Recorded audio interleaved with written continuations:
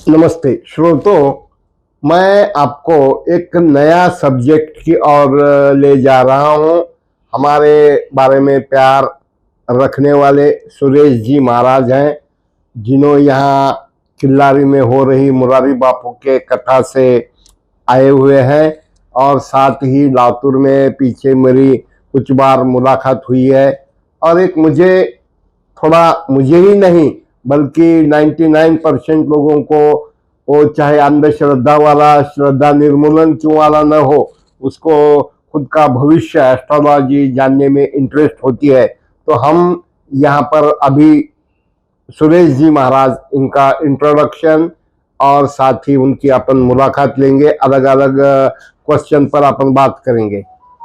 Sir नमस्ते। नमस्ते। आपका इन शॉर्ट बायोडाटा और आपका गांव और एस्ट्रोलॉजी तरफ आप कैसे आए, इसके बारे में जानकारी। जी जरूर बताऊं। नमस्कार, मैं सुरेश महाराज हूँ और एस्ट्रोलॉजी और वास्तु करता हूँ। एक्चुअल में मैं प्रॉपर तेलंगाना का हूँ और मेरा गांव मंचरियाल है, जो एक अच्छे ही परिवार में पैदा हुआ था, लेकिन कुछ कारण की वजह से कुछ तकलीफें आ गई थी और मैंने सर्विस भी की थी और मेरे घर में काफ़ी परेशानियां थी। तो धीरे धीरे मैं पूजा पाठ में चले गया था, जैसे कि सुबह उठना, हनुमान जी की पूजा करना। 2:45 बजे उठता हूँ मैं और हनुमान जी की पूजा करता हूँ और बस ऐसा करते करते मैं जिसको भी जो कुछ भी बोलता गया वो सही होता गया। उसके अंदर मैं कुछ लोगों के नाम भी बताऊंगा जो जिनका सही हुआ है, क्या नहीं हुआ। और मेरा पहला क्लाइंट कौन है वो भी आज भी है, उनको भी मैंने बताया था। तो मुझे पता ही नहीं चला कि ये इतना सब कुछ सही कैसे होता जा रहा है। एक्चुअल में मैं एस्ट्रोलॉजर नहीं हूँ, एस्ट्रोलॉजी मैंने कोई पढ़ाई की नहीं है और मुझे गॉड गिफ्ट हुआ है। हनुमान जी, जब भी मैं कुछ बोलता हूँ तो मैं खुद ही परेशान हो जाता हूँ कि ये सब मैं क्या बोल रहा हूँ और ये सब सही कैसे निकल रहा है। मुझे खुद को भी ताज्जुब हो रहा है। तो 97 से मैं इस फील्ड में आ गया था। पहले नौकरी करता था और धीरे धीरे इसमें आ गया था। एक बार क्या हो गया कि मेरी दुकान थी कपड़े की, साड़ियों की, मेरे गांव मंचरियाल के अंदर। तब किसी ने मुझे ऐसे ही पूछ लिया था, उसका नाम है भिक्षपति नाम है, आज भी वो है यहाँ पे, हैदराबाद में रहता है। वो बोले, यार बोला महाराज जी, मेरी एक सागवान की एक गाड़ी है लकड़ी की, वो मुझे हैदराबाद भेजना है, लेकिन बीच में चेकिंग चल रही है। तो और वो सागवान वाला भी मुझे लकड़ी दे नहीं रहा है। बोला कोई बात नहीं है, कल सुबह आ जाना आप मेरे पास, मैं देख लेता हूँ। बोला वो सुबह आया, मैं हनुमान जी को हाथ जोड़ा और उससे 11 रुपये लिया। उसको मैंने कुछ जादू टोना ये कुछ नहीं किया है, खाली 2 बार हनुमान चालीसा पढ़ा और उसको दे दिया मैंने 11 रुपये। मतलब ये आप ड्राइवर को दे दो, काम हो जाएगा आपका। आप मानोगे नहीं कि जो गाड़ी 20 दिन से अटकी हुई थी वो 3 घंटे के अंदर वहां से निकल गई, सागवान की लकड़ी लेके हैदराबाद भी पहुंच गई। बीच में कोई चेकिंग नहीं हुई। पहले क्या था कि सागवान की लकड़ी लेके जाना बड़ा मुश्किल था, तो वो सब कुछ भी हो गया। बस यहां से मेरा जो एस्ट्रोलॉजी का जो चालू हुआ, आज तक मैं हूं आप लोगों के सामने। प्रणाम। अच्छा, तो आपने एस्ट्रोलॉजी, यानी बहुत सारे लोग हस्तरेखा देखकर, फेस रीडिंग देखकर, फिर जन्म कुंडली देखकर बोलते हैं, तो आप प्रमुखता क्या देखकर भविष्यवाणी करते हो? मैं 99% जन्म पत्रिका देखता हूं और जन्म पत्रिका के अंदर मैं न्यूमरोलॉजी जोड़ता हूं। कुछ लोग केपी पद्धति से जन्म पत्रिका देखते हैं, लेकिन जन्म पत्रिका तो मैं एक बहाना है। मैं कोई एस्ट्रोलॉजी सीखा नहीं हूं। चलो अभी मुझे देखना आता है, वो एक अलग चीज हो गई है, लेकिन जन्म पत्रिका से ज्यादा अगर आप थोड़ा बहुत ध्यान पूजा पाठ में करके अगर कोई एस्ट्रोलॉजी आगे बोलता है तो उसकी मुंह से निकली हुई बात बिल्कुल सही निकलती है। तो जन्म पत्रिका के अंदर मैं न्यूमरोलॉजी जोड़ के मैं जन्म पत्रिका देखता हूं, जैसे कि उच्च ग्रह किस में बैठे हुए हैं और नीच के ग्रह क्या करते हैं, उसके ऊपर जो नंबर्स रहते हैं, उनकी जो डिग्रीज रहती है, अभी आज शुक्र कितने डिग्री में है, इसकी जन्म पत्रिका में कितने डिग्री में है, डिग्री मेन होती है। जैसे कि अभी किसी का शुक्र समझ लो बहुत पावरफुल है और वो 2 डिग्री का ही है, तो वो कुछ भी अच्छा फल नहीं देगा।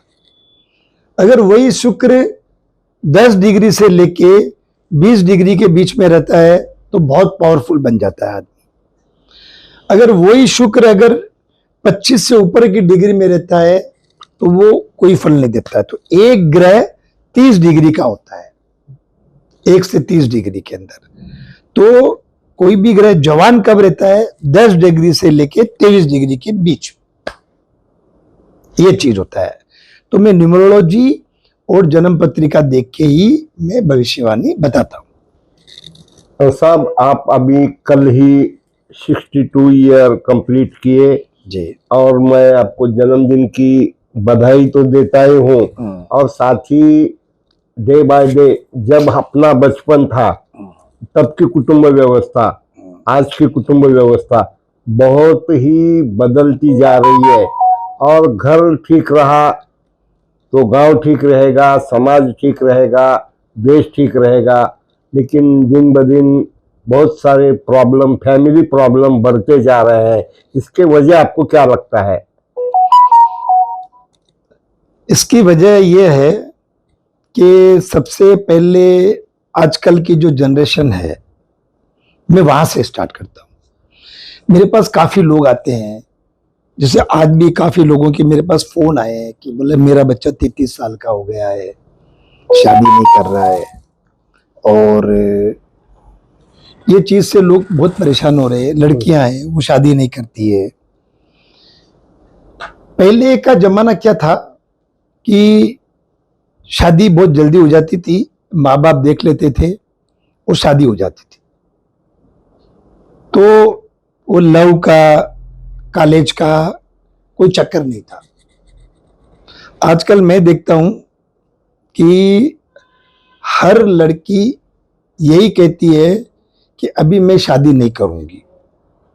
बस ये एक लाइन ही उसके माँ बाप को पूरा नील कर देते हैं,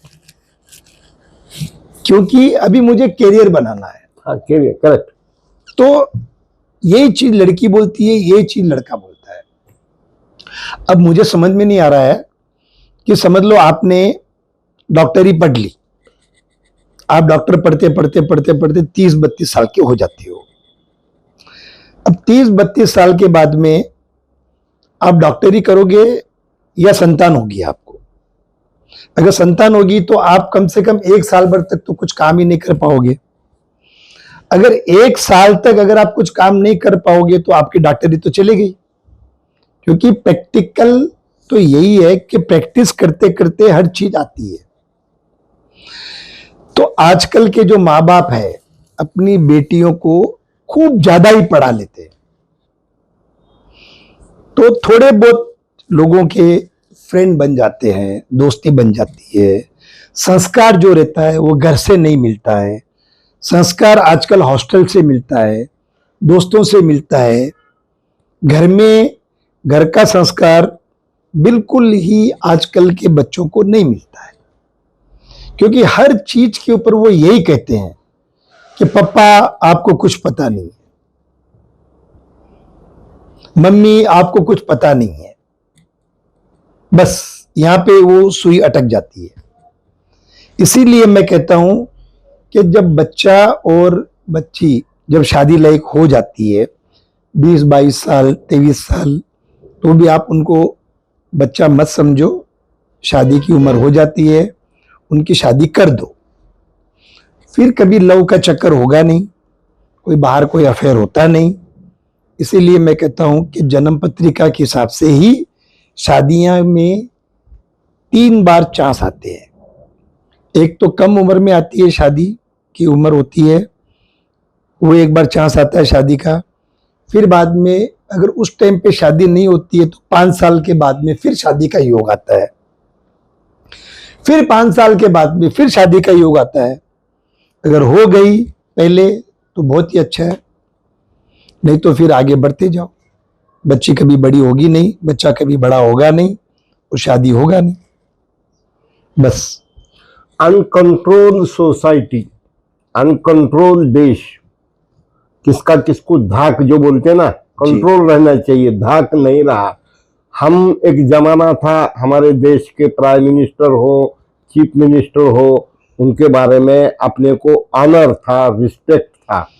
दिन ब दिन हम सोशल मीडिया की वजह से हम बिगड़ते जा रहे, समाज को बिगाड़ रहे, मुंह में आए वो बोल रहे, पीएम को चौकीदार नहीं ये चोर है बोल रहे। और मैं कहता हूं कि इमरजेंसी में हम थे जी। आज इमरजेंसी से भी ज्यादा बुरी हालात यानी समाज की, देश की हुई है। तो आपको क्या लगता है कि ये गाड़ा कब तक ऐसा चलेगा या इसको क्या होगा, आपको क्या लगता है एस्ट्रोलॉजी के हिसाब से? जी नहीं, आपने ये जो क्वेश्चन पूछा है ये बहुत ही अच्छा क्वेश्चन है। इनका आंसर मैं सरल स्वभाव से देता हूं। हाँ। सबसे पहले मैं जन्म पत्रिका में क्या देखता हूं, वर्तमान और भविष्य। मैं ये मानता हूं कि आजकल रेस्पेक्ट खत्म हो गया है। हाँ। ये चीज को मैं मानता हूं, और रेस्पेक्ट खत्म होने की वजह से आदमी की पहचान भी खत्म हो गई। जैसे कि अभी आपने मुझे पूछा प्रधानमंत्री के बारे में, देश के बारे में, या प्रधानमंत्री की कोई इज्जत नहीं करता है, ये गलत है। देखो, अगर परिवर्तन लाने के लिए अगर कुछ कठोर कदम उठाते हैं तो आप, ये चीज गलत है कि देश बिगड़ रहा है या खराब हो रहा है, स्थिति खराब हो रही है, ये गलत है। जैसे कि मैं बताता हूं आपको, थोड़ा सा मैं पीछे लेके जाता हूं महाभारत में। महाभारत के अंदर श्री कृष्ण भगवान ने, उनको सब पता था युद्ध हो रहा है, कौन जीतेगा कौन हारेगा, ये सब होता है, तो भी युद्ध हुआ। वहां भी कोई अपनापन ये किसी ने देखा नहीं देखा। तो वही चीज आज यहां हो रही है। धर्म की स्थापना के लिए अगर कुछ कठोर कदम उठाते हैं कोई भी इंसान, तो थोड़ी बहुत तो तकलीफ होगी। अभी रही बात देश के अंदर जो आप बोल रहे हो, महंगाई और कोई भी चीज, ये आज के 50 साल पहले की बात अलग थी कि एक देश सरकार चलाता था। आज के जमाने में एक देश नहीं चलाता है, संसार खुद एक देश के जैसा हो गया है। हाँ। क्यों? कि कोई भी डिसीजन लेते हैं तो संसार के हिसाब से लेगा। जैसे कि भारतवर्ष अलग हो गया है और पूरा वर्ल्ड अलग हो गया, ऐसा नहीं, अभी पूरा वर्ल्ड एक हो गया। आप मानोगे नहीं कि अगर आपके घर में किसी को कुछ दर्द हो गया तो उस पूरे के पूरा घर टेंशन में रहता है। वैसा ही पूरे वर्ल्ड में अगर कुछ घटनाएं घटित होती है तो वह छोटे से छोटे देश को अफेक्ट होती है। तो अपना भारत देश एक अकेला ऐसा नहीं है जो मजबूर है, पूरी दुनिया ही मजबूर है। अब रही बात रेस्पेक्ट की, रेस्पेक्ट चीज अभी आप भूल जाओ, खत्म हो गया है। क्योंकि आपकी उम्र और मेरी उम्र सेम है, इसलिए अपन रेस्पेक्ट की बात करते हैं। अभी चीज हो गई है कि जरूरत, मुझे ये चीज की जरूरत है, तो रेस्पेक्ट खत्म हो गई। अब आप एज ए एस्ट्रोलॉजर बोल के कौन से सब्जेक्ट पे लोगों को बोलना चाहते हैं या कहना चाहते हैं, और कुछ आपने की हुई भविष्यवाणी, जैसे अलग अलग भविष्यकार, मतलब आपने क्या बोलते पीएम के ये भविष्य यानी गुरु है, ऐसा है, तो इसके बारे में आप कुछ कहना चाहते हैं क्या? नहीं, मैं कहना तो चाहता हूं, लेकिन कुछ जो रहते हैं वो सीक्रेट्स, हाँ। किसी के बारे में, अभी मेरे काफी बड़े बड़े क्लाइंट हैं, जैसे कि मैं क्लाइंट के नाम में बता सकता हूं कि जैसे कि नवीन जिंदल जी है, संजय दत्त है, और बोनी कपूर जी भी है, फिल्म दुनिया में काफी लोग हैं मेरे।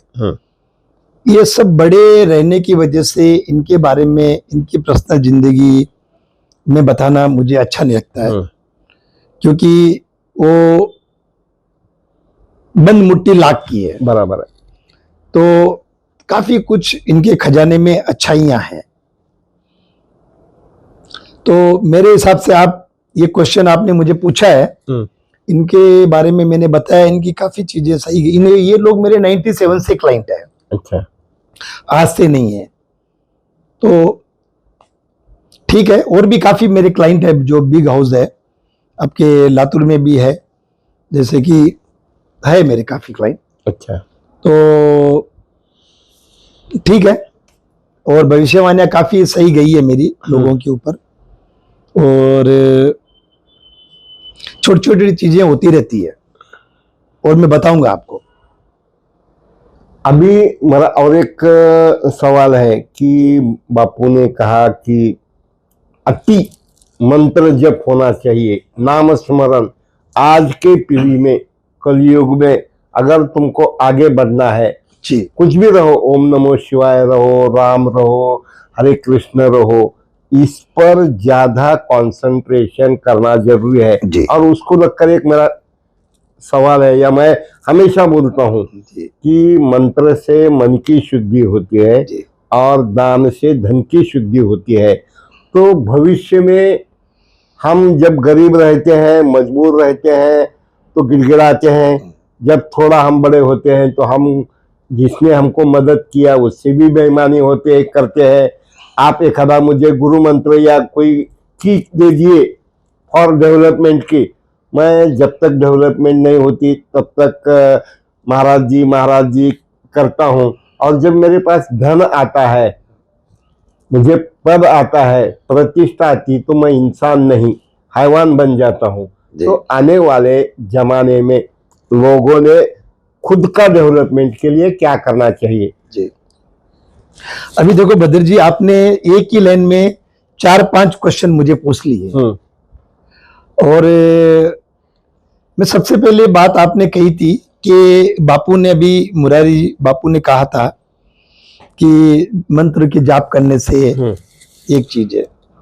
मैं ना बचपन से ही एक चीज हमेशा सुनते आ रहा हूं मैं, कि राम नाम सभी जपे, दशरथ जपे न कोई, जो एक बार दशरथ जपे कोटि जन्म फल हो। तो इसका मतलब क्या है कि राम के पिताजी का नाम दशरथ है, उनका नाम जपने के लिए इस पंक्ति में वो चीज नहीं है। इस पंक्ति में ये चीज है, दशरथ। राम का नाम अगर जपना है तो दशरथ बोल रहे हैं, दशरथ। दशरथ का मतलब क्या होता है कि आज अपनी ये जो बॉडी है, ये एक रथ है। ये रथ के 9 घोड़े होते हैं, हमेशा ध्यान में रखो आप। 9 घोड़े भगवान ने दिए हैं। सबसे बड़ा 2 आंखें, 2 नाक, 2 कान, 6 हो गए, 7 मुंह, 7 हो गया, और 1 मल और 1 मूत्र, ये 9 घोड़े हो गए। जो 9 छिद्र है, वो 9 घोड़े हो गए। रथ अपने बॉडी की बोलते रथ, इस रथ के ऊपर भगवान ने 9 घोड़े दे दिए। अब 9 घोड़ों की लगाम मन के हाथ में। आप अपने मन को कंट्रोल करके अगर एक बार भी अगर अपने मुंह से राम निकल गया, जो 7 बार पाठ कर कोई, इसका मतलब ये होता है कि जो तुम 100 बार करो, 7 बार नहीं है ये, 7 बार बोलते 100 बार। अगर आप 100 बार पाठ करते हो, राम नाम राम राम राम राम राम राम राम राम राम करते रहते हो, तो कभी न कभी एक बार भी अगर अपना मन कंट्रोल में रख के अपने 9 घोड़ों को बस में करके अगर सही निकल गया, उसका फल आपको मिल गया, आपको वैराग्य जाग गया। ये चीज बापू बोलते हैं। और सबसे बड़ा क्या है कि जो आश्रम है वो गृहस्थ आश्रम है। अगर आप सोचोगे कि मैं हिमालय में जाके तपस्या करूं, तो वहां पे भी आजकल चोर गुंडे लुच्चे लफंगे आ गए, डाकू आ गए। सही है, बराबर है। अपन या घर के अंदर बैठ के अगर राम का नाम लेते हैं मन को चित करके, आप अगर हिमालय में भी जाओगे, अगर आपका मन चित नहीं है तो आप भीड़ में ही हो। अगर आपका मन एकदम संतुलित रहता है तो भीड़ में भी आप अकेले हो, आप राम का नाम ले सकते हो। तो मन को कंट्रोल करके आप अगर राम का नाम लो, और मुरारी बापू का कहना यह है, भगवान का वो भगवान, मैंने तो उनको भगवान का दर्जा दे दिया है और है भी भगवान। तो उनका कहना का मतलब यह है कि आप बार बार बार बार बार बार राम का नाम लेने से वह सिद्ध हो जाता है। जो भी चीज सिद्ध हो गई वो प्राप्त हो गई। तो भगवान की प्राप्ति के लिए आपको बार बार बार बार जप करना पड़ेगा। त्रेता युग के अंदर सत्य था, सत्य था, सत्य हरिश्चंद्र के टाइम पे सत्य था। द्वारपाल युग के अंदर आ गया है तप, तप करते थे। जैसे विश्वामित्र ने 10,000 साल तप किया, फलाने ने 10,000 साल तप किया। अभी आ गया सत्संग। ये आपके दूसरे क्वेश्चन का आंसर है, सत्संग। अगर तपस्या करने के लिए बैठोगे, या आप माला भी लेके अगर 1 मिनट बैठोगे, अभी समझ लो भद्र जी, मैं भी अगर माला लेके बैठता हूं तो मुझे याद आता है यार वो फलाने क्लाइंट का फोन करना है, ये करना, अपना मन चित नहीं रहता है। इसलिए सत्संग करो। जैसे भी आप समझ लो कोई पिक्चर देखने के लिए गए, सिनेमा देखने के लिए गए, तो अपना मन बाहर नहीं भटकता है, क्योंकि सिनेमा में जोर जोर से वो अपने को, जैसे धर्मेंद्र किसी को गाली दे रहा है या किसी को मार रहा है, फाइट कर रहा है, तो वो एसी भी बंद कर देगा तो अपने को पता नहीं चलेगा, अपने को कोई याद नहीं आता। तो सत्संग जोर जोर से करो, जय हनुमान ज्ञान गुण सागर जय कपिल, तो अपना मन दूर नहीं भागेगा। देखो आप एक बार करके देखो, कोई भी आदमी। तो मैं सबको यही बोल रहा हूं कि सत्संग से ही भगवान की प्राप्ति है कलयुग के अंदर। जी सर। मुझे एक 1993 की जब कथा हुई थी, तो मैं तब से गंध लगाना शुरू किया जी। एक उन्होंने दृष्टांत दिया था, गंध लगाने से बाकी कुछ होगा मालूम नहीं, देखिए आदमी पागल नहीं होता क्या जी। और दूसरा, तुम्हारी जीवा अगर कंट्रोल में रही तो यहाँ के न्यायालय और हॉस्पिटल ऑटोमेटिक कम हो जाएंगे। हम कुछ भी खाते हैं, कुछ भी बोलते हैं, यानी अलग अलग। एक मैं जब कथा सुनता हूँ बापू की, और आपका मेरा योगा योग से दूसरी बार मुलाकात हुई, हर आदमी समस्या तो रहती है। और आप हम मराठवाड़ा नेता यूट्यूब को आपने जो इंटरव्यू दिया, मैं आपको बहुत बहुत ऋणी हूँ। और यह कहूँगा कि आप इस अवस्था में एक एज ए मानव को आप क्या कहना चाहते हैं, संदेश क्या देना चाहते हैं? संदेश बोले तो ऐसा संत बोल के नहीं कि बाबा यशस्वी जीवन की गुरु किल्ली क्या, या लोगों ने किस प्रकार जीना चाहिए। सबसे पहले मैं आपका जो क्वेश्चन है आपने मुझे बताया था कि बापू ने 93 के अंदर आपको कथा में, हाँ, कथा में कहा था या आपको स्पेशल कहा था कि आप ललाट पे टीका लगाओ, चंदन का टीका लगाओ। जैसे कि मैं कुंकू का टीका लगाता हूँ, कोई काला टीका लगाता है, कोई 3-4 टीके लगाते हैं, वो एक कोई भस्म लगाता है। जैसे कोई लिंगायत है तो पूरा ललाट में भस्म लगाते हैं।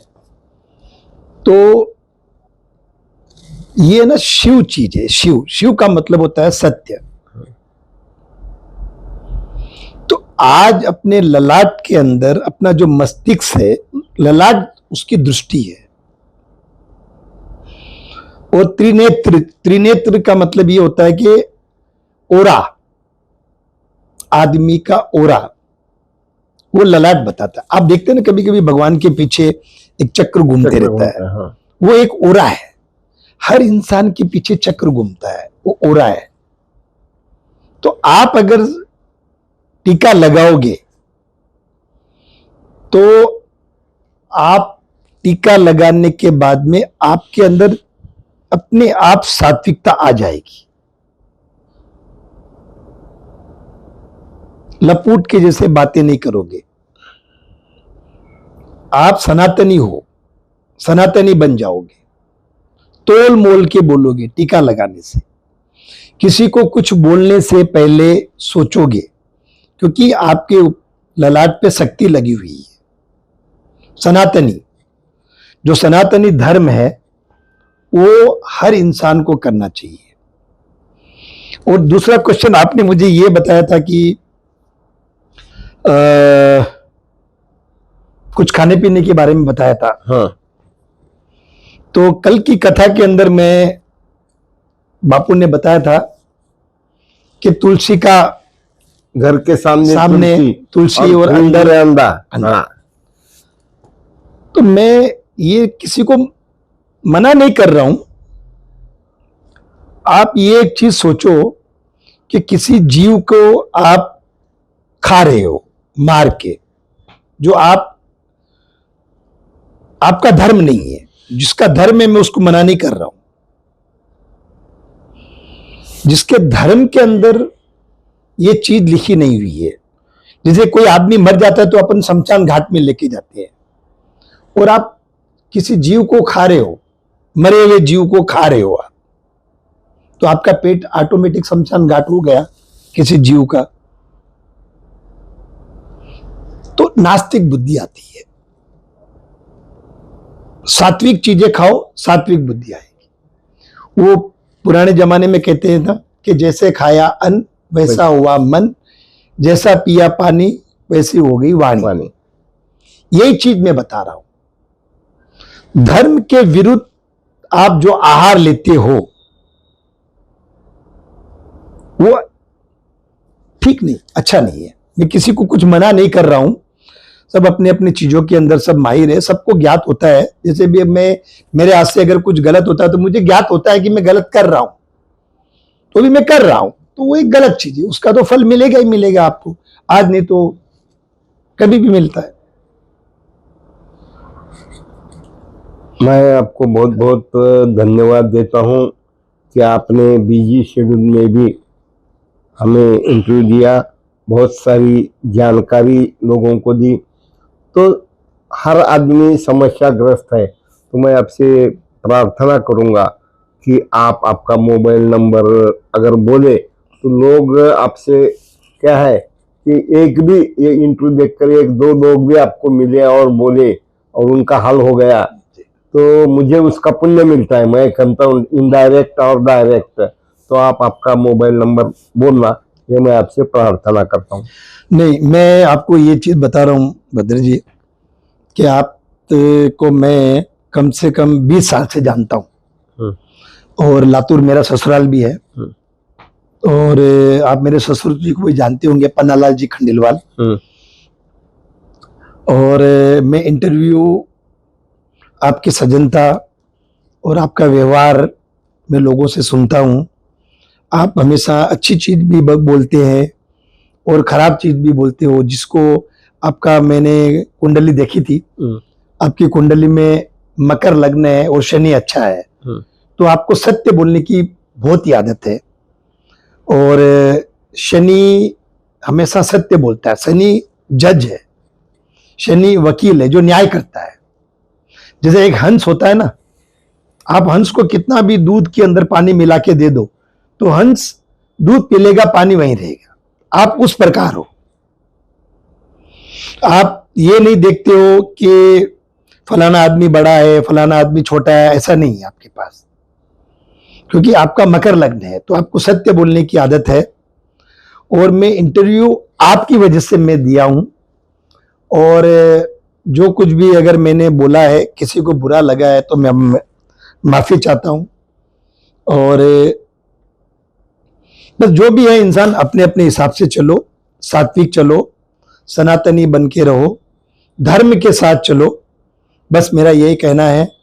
अब रही बात मोबाइल नंबर वगैरह, तो आपका मोबाइल नंबर है, मेरा मोबाइल नंबर की कोई जरूरत नहीं है। आप मेरे से ज्ञानी भी हो, बड़े भी हो, और आप लातूर में रहते हो, और मैं खुद आपसे आशीर्वाद लेके आगे बढ़ता हूं। प्रणाम। धन्यवाद, बहुत बहुत धन्यवाद।